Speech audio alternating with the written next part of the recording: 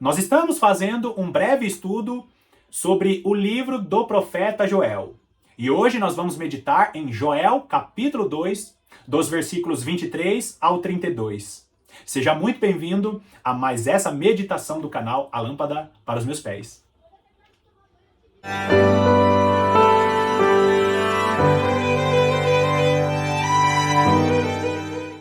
Abra sua Bíblia comigo em Joel, capítulo 2, começando pelo versículo 23, que diz assim: Alegrai-vos, pois, filhos de Sião, regozijai-vos no Senhor vosso Deus, porque ele vos dará em justa medida a chuva, fará descer como outrora a chuva temporã e a serôdia.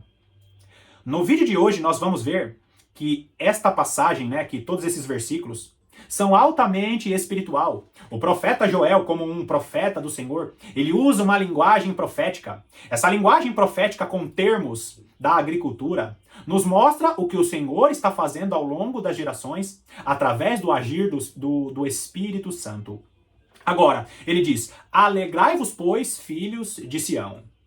Ele vai falar sobre uma alegria daqueles que receberam a nova aliança.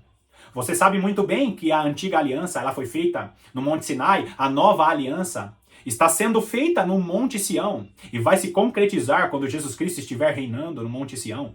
Todas as vezes que você ver o profeta direcionando a palavra ao Monte Sião, ele está falando sobre o povo de Deus que fez essa nova aliança. Agora, regozijai-vos no Senhor. Por que regozijai-vos no Senhor? Porque quando for derramada a chuva, quando for derramado o Espírito do Senhor no final dos tempos, e até mesmo no período da própria vinda de Jesus, a igreja vai precisar ou vai sentir a alegria que vem somente no Espírito do Senhor, uma alegria, a alegria do Senhor que é a nossa força. O texto continua dizendo que ele nos dará uma justa medida, ou seja, existe uma medida especial para o final dos tempos.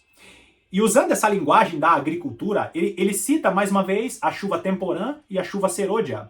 Como eu falei em outros versículos e outros capítulos aqui mesmo do profeta Joel e também no estudo do profeta Oséias, as chuvas temporã e serôdia está falando de um derramar do Espírito do Senhor em momentos específicos. A chuva temporã, na linguagem da agricultura, é uma chuva chamada de as primeiras chuvas. Ou seja, a chuva temporã aconteceu quando houve o derramar, em Atos, no capítulo 2, o derramar do Espírito que aconteceu lá com os primeiros cristãos. Lembra do discurso de Pedro defendendo ali o agir do Espírito Santo? Ali foi a chuva temporã, e essa chuva temporã está acontecendo ao longo dos milênios. Pessoas estão recebendo Jesus Cristo como Senhor e Salvador. A chuva temporã representa o derramar do Espírito para que o ser humano se arrependa e entenda os princípios da palavra de Deus. Chuva temporã, as primeiras chuvas. Essas chuvas, os derramares do Espírito Santo ao longo desses 2000 anos, ao longo da igreja que está sendo salva com a pregação do Evangelho do Reino. Agora, quando ele fala sobre a chuva serôdia, ele está falando sobre as últimas chuvas. Chuva serôdia é chamada de últimas chuvas. E essa chuva não é para colocar a semente na terra. Não é apenas para isso. As primeiras chuvas é para que aquele grãozinho que foi plantado, ele cresça e se torne um fruto. Agora, a chuva, as segundas chuvas ou as últimas chuvas, que é a chuva serôdia, é para o amadurecimento desse mesmo fruto. Entenda bem, a semente é lançada na terra, que é a palavra de Deus. Aí, Deus ele derrama o Espírito testificando que tem um fruto ali dentro, Então, a pessoa ela recebe a palavra de Deus e ela recebe as primeiras chuvas, que é a testificação do Espírito Santo. Chuva temporã, que é o que está acontecendo ao longo da história. Aquela pessoa, ela vai tendo contato com a palavra de Deus, aquele fruto vai crescendo dentro dela, e aí ela recebe, e isso vai acontecer agora, no final dos tempos, uma unção especial, ou seja, as últimas chuvas para o amadurecimento desse fruto. Então, a chuva temporã, ela representa aquela água que é derramada sobre a semente para que aquela semente se torne um fruto. E as últimas chuvas representa o amadurecimento daquele mesmo fruto. Vai ser derramada uma unção especial no final dos tempos, não apenas para a conversão, mas principalmente para o amadurecimento da igreja. A igreja vai se alegrar com as perseguições. Acredite, queridos. A igreja estará revestida do azeite dourado, que é a unção especial para o final dos tempos, as últimas chuvas para o amadurecimento da igreja.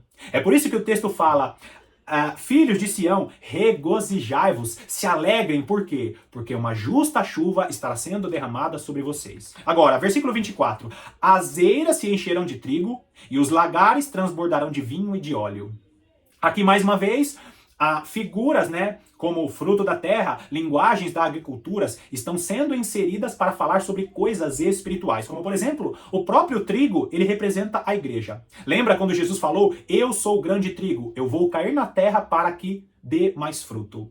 Você é fruto do sacrifício do nosso Senhor Jesus Cristo e foi derramada sobre a sua vida a chuva temporã e vai ser derramada mais chuva, a serôdia, as últimas chuvas, para que você amadureça na presença de Jesus.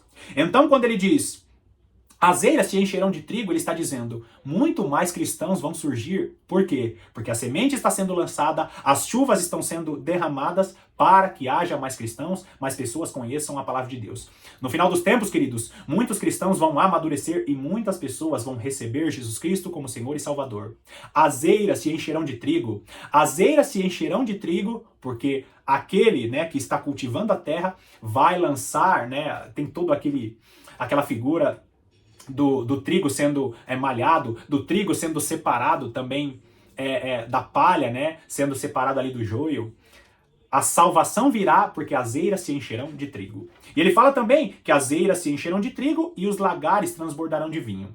Aqui nesse texto, quando ele fala sobre transbordar, né, de vinho, ele está falando sobre a bênção financeira que vai vir sobre a terra, mas que vai vir sobre os cristãos depois, né, do estabelecimento do reino de Cristo, mas também está falando sobre a alegria do Senhor no coração dos cristãos. O vinho representa o sacrifício de Jesus Cristo. E ainda que soframos perseguições no final dos tempos, ainda que soframos perseguições por receber Jesus Cristo como Senhor e Salvador, nós vamos olhar para o vinho, para o sangue de Jesus derramado na cruz do Calvário e sentiremos alegria.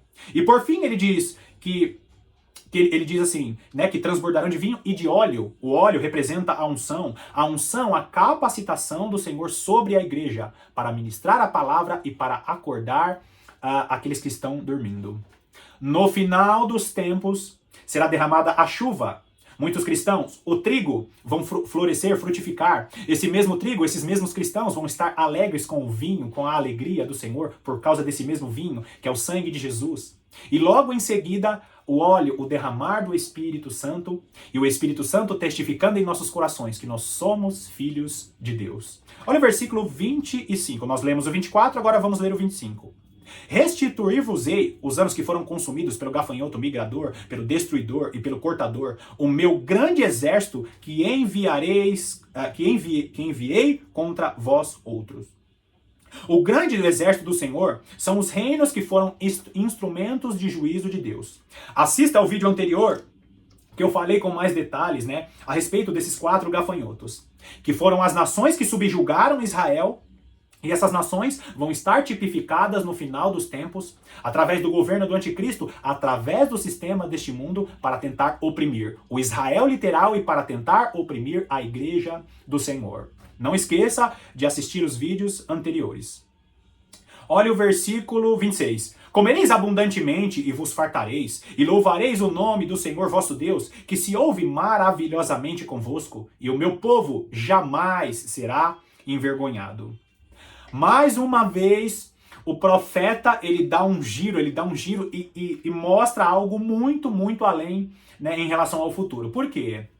É muito comum isso nos profetas, eles estarem falando sobre um contexto literal, e aí eles falam sobre o tempo de Cristo, e logo em seguida fala sobre o reino milenar do nosso Senhor Jesus Cristo, que será um reino de paz, de alegria e de justiça. Queridos, o profeta Joel, ele anuncia a perseguição, ele anuncia, né, as aflições que o Israel literal vivia.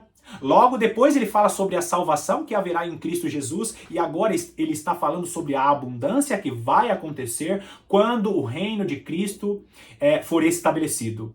Eu não sei se você já assistiu a alguns filmes que eles começam falando do final, começam mostrando uma cena final e depois vai falando do processo e da pitadas do final. Eu não sei exatamente o termo, né, que é usado nesses filmes, Mas nós vemos isso muito em Apocalipse. Deus mostra o final e depois ele mostra alguns processos que vão estar acontecendo com a igreja. É por isso que nós não podemos nunca, né? É por isso que nós devemos, vou corrigir a minha fala, nós devemos olhar com muito carinho e não pensar que tudo que está escrito nos profetas está sendo dito ou está sendo escrito de maneira cronológica. O profeta ele vai na profecia e depois ele volta, ele fala um pouco do começo, fala um pouco do contexto literal de Israel e depois ele fala sobre o tempo do fim. Então, comereis abundantemente e vos fartareis e louvareis o nome do Senhor. Quando isso vai acontecer? No reino milenar do nosso Senhor Jesus Cristo, que será um reino de paz, de justiça, e será um reino onde ele estará reinando no Monte Sião. Vou deixar na descrição aqui alguns links falando sobre o reino do nosso Senhor Jesus Cristo. Agora, olha o versículo 27, que é a continuação, né, a cronologia disso. Sabereis que estou no meio de Israel e que eu sou o Senhor, vosso Deus, e não há outro, e o meu povo jamais será envergonhado.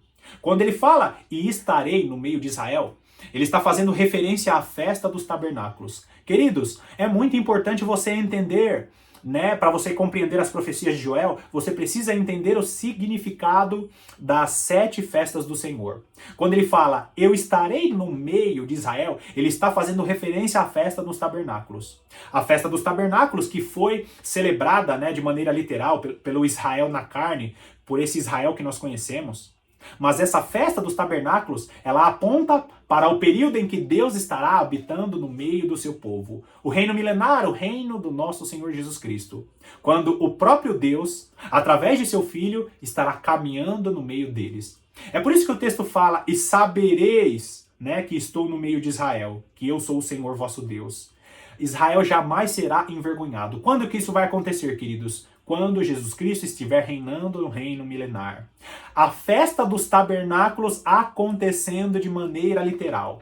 A festa dos tabernáculos que os judeus celebravam na antiga aliança, que era sombra, hoje, né? Nós sabemos que é sombra, mas vai acontecer a realidade quando Jesus Cristo estiver habitando no meio do seu povo. Agora olha o versículo 28. E acontecerá depois que derramarei o meu espírito sobre toda a carne. Vossos filhos e vossas filhas profetizarão, vossos velhos sonharão e os vossos jovens terão visões. Presta atenção que o versículo 29 é conectado. Até sobre os servos e sobre as servas derramarei o meu espírito naqueles dias. Aqui ele está falando sobre o último derramar, ou sobre as últimas chuvas. Lembra, eu acabei de citar sobre o derramar, né? As chuvas serôdia, ou seja, as últimas chuvas. A chuva para amadurecer a terra, a chuva para trazer maturidade aos cristãos. Para que os cristãos saibam que não só de pão viverá o homem, ou seja, você não pode passar um dia inteiro comendo o alimento físico, você toma o café, você almoça, você janta, mas não lê um versículo, não se alimenta da palavra de Deus. O período em que Deus estará levando a sua igreja, a sua noiva ao deserto, para ali falar a sua noiva em particular. O período da grande tribulação, queridos, a igreja estará na grande tribulação. E esse será um dos motivos que Deus estará levantando as suas 2 testemunhas. Deus já está despertando muitos pastores a respeito disso, porque a igreja precisa ser preparada para a tribulação que vai acontecer neste mundo. A igreja precisa discernir a partir dos profetas. Deus já anunciava todas essas coisas através dos profetas. E sinta, querido, e sinta o seu coração movido. Se um dia você assistir, né, um vídeo falando sobre escatologia, que não cita os profetas, nós precisamos usar Naum, Obadias, nós precisamos usar Oséias para falar de escatologia. Nós precisamos compreender o ensino das 2 casas de Israel. Muitas pessoas estão sendo enganadas, achando que a igreja será arrebatada antes do tempo, achando que Deus fez divisão, que existe uma escatologia diferente para o povo de Israel, o Israel literal, que existe uma escatologia diferente fazendo separação entre Israel e a igreja. Não existe separação. Todos nós somos um. Judeus e gentios em Cristo Jesus são as 2 testemunhas do Senhor. Existe diferença de tempos e eu também vou deixar o link aqui na descrição. O período do princípio das dores é um período. Eu acredito que nós já estamos vivendo o princípio das dores. O segundo período é a grande tribulação. E o terceiro período é o grande e terrível dia do Senhor, que é a ira de Deus que será estabelecida aqui nessa terra. A igreja precisa compreender esses três períodos. A ira de Deus, a igreja não passará pela ira de Deus, mas passará pelo período da grande tribulação. Eu vou deixar aqui na descrição para que você, de maneira madura, com a sua Bíblia na mão, assista o que significa, o que é o grande e terrível dia do Senhor. As meditações que nós fazemos aqui são meditações não baseadas no pastor famoso, não baseadas em estudos de tradição, mas baseadas no que está escrito na palavra de Deus. Agora continua comigo. Joel, ele profetiza sobre derramarei o meu espírito sobre toda a carne, vossos filhos e vossas filhas profetizarão. O que ele está falando? Sobre o último derramar do espírito. E esse derramar, ele já tem sido, né, como eu falei, o derramar do Espírito, a chuva temporã já tem sido derramada ao longo dos anos, na conversão de todos os cristãos, em todo esse período da história. Mas a última chuva é para ser derramada apenas nas duas testemunhas. Para o período do princípio das dores e principalmente para o período da grande tribulação. A igreja do Senhor não pode suportar uma grande tribulação se ela não estiver revestida de poder. Ela vai ser chamada, a noiva do Senhor, a mulher de Apocalipse 12, estará sendo conduzida ao deserto, a lugares ermos, a locais longe da tecnologia, longe da vista da serpente, para que o próprio Deus, segundo Oséias, fale ao coração desta mulher. Agora olha o versículo 30. Mostrarei prodígios no céu e na terra, sangue, fogo e colunas de fumaça. Olha que lindo isso, queridos. Mostrarei prodígios no céu e na terra, sangue, fogo e colunas de fumaça. O sol se converterá em trevas e a lua em sangue, antes que venha o grande e terrível dia do Senhor. O derramar do Espírito Santo acontece antes do grande e terrível dia do Senhor. A igreja passa pela grande tribulação, e aí quando o sol ele escurece, né? O sol escurece, né? Aparece ali fogo e colunas de fumaça. Quando esses sinais estiverem acontecendo, a igreja já vai ter sido revestida de poder. Existe uma grande diferença e por isso eu vou insistir. Assista ao vídeo que eu falo sobre o grande e terrível dia do Senhor. A igreja é revestida para suportar o período da grande tribulação, a perseguição aos cristãos, a perseguição do anticristo sobre a igreja. E aí quando Jesus Cristo aparecer no céu com poder e grande glória, o céu se escurece, a lua se torna em sangue, esse mundo vai ficar numa escuridão tremenda. Jesus vem e clareia tudo no poder da glória de sua vinda. Quando ele vier com seus santos anjos e com os seus santos, ele vai estar estabelecendo o reino milenar. Vai ter ali o período de limpeza, que são 7 meses, que a terra vai estar sendo limpa, queridos. Joel profetiza o derramar do Espírito e ele diz, esse derramar do Espírito é antes do grande e terrível dia do Senhor. Agora, olha só o que diz o versículo 32. E acontecerá que todo aquele que invocar o nome do Senhor será salvo. Porque no Monte Sião e em Jerusalém, presta atenção nisso, no Monte Sião e em Jerusalém, no período em que Cristo estiver reinando, estarão os que forem salvos, como o Senhor prometeu. E, olha essa letrinha, e, entre os sobreviventes, aqueles que o Senhor chamar. Aqui existem muitas categorias de pessoas. Existem os cristãos que vão estar sendo glorificados e vão reinar com Cristo aqui nessa terra. Existem aqueles que serão reis e sacerdotes no plano terreno, em carne. Existem aqueles que vão sobreviver à grande tribulação. O texto fala, e entre os sobreviventes. Por isso, mais uma vez, queridos, assista aos vídeos que eu falo sobre o grande e terrível dia do Senhor, que eu falo sobre os sobreviventes, sobre as nações que vão restar após a grande tribulação e que vão sobreviver ao grande e terrível dia do Senhor. Muitos cristãos tradicionais, eles negam o que está escrito na palavra de Deus por tradição. Pessoas que estão fixadas às virgens prudentes, que há muitos anos não colocam seus estudos debaixo dessa meditação, de oração, você sabia que você que tem 30 anos de teologia, você que tem 40 anos de teologia, você vai ser tentado a não buscar mais revelações do Senhor, porque você está deixando o seu azeite guardadinho na sua vasilha? Assista também o vídeo que eu falo sobre a arrogância das virgens prudentes. As 10 virgens dormem. As virgens que não são do Senhor, aquelas que vão para a perdição, mas as virgens que são prudentes, aquelas que estão acostumadas à tradição, aquelas que guardaram seus azeites nas lâmpadas, porque vão se acostumar com a teologia que foi estabelecida. O profeta Joel, ele vem para dizer que haverá salvação para as nações que não receberam Jesus Cristo como Senhor e Salvador. Existem muitas palavras que não estão sendo pregadas, porque as pessoas estão acostumadas com a teologia que foi estabelecida. Todas as vezes que você assistir um vídeo, assistir uma meditação aqui do canal, coloque todas as meditações em seu tempo de oração e esteja com a sua Bíblia na mão. Porque Deus já está revelando as suas verdades àqueles que não estavam enxergando essas verdades. Queridos, aqui nós vemos que existem glorificados, sobreviventes, que ficaram após a grande tribulação e vão estar no milênio, A igreja estará no milênio, reinando com Cristo, e as nações que vão restar vão ser essas nações que vão ser regidas pelo próprio Jesus e pela igreja. Coloque essa verdade em seu coração e compartilhe os estudos aqui do canal, porque, mais uma vez, nós finalizamos.